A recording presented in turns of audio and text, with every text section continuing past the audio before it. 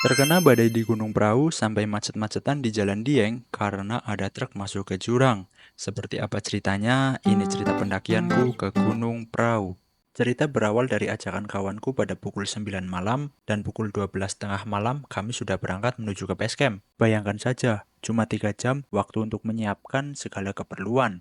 Sesampainya di Jalan Dieng, perjalanan pun harus sedikit terhambat karena ada truk masuk ke jurang. Singkat cerita, kami sampai di base camp Gunung Prau dan langsung registrasi agar segera bisa melakukan pendakian. Pendakian kami mulai pukul 4 lebih 19 menit dengan trek awal tangga melewati pemukiman warga. Setelah 15 menit berjalan, kami pun sampai di pos 1 Sikutewo. Oh ya, bagi yang belum tahu, Gunung Prau via Patak Banteng ini didominasi oleh trek anak tangga. Pukul 4.52 kami pun sampai di pos 2 Canggal Walangan, dan setelah Gapura ada percabangan antara jalur lama dan jalur baru. Kita singkat lagi ceritanya. Pukul 5.31 kami pun sampai di pos 3 Padang Ilalang dengan cuaca yang sudah berkabut. Dan dalam perjalanan menuju sunrise camp, bukannya sunrise yang terlihat, justru kabut malah semakin tebal. Waduh, perasaan udah mulai gak enak nih.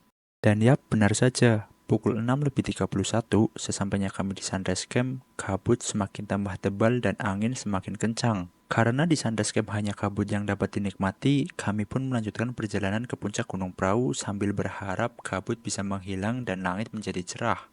Akhirnya pada pukul 7.25 menit, kami pun sampai di puncak Gunung Prau 2.590 meter di atas permukaan laut, dengan kondisi kabut yang masih terus menemani. Dan itu dia cerita pendakianku ke Gunung Prau.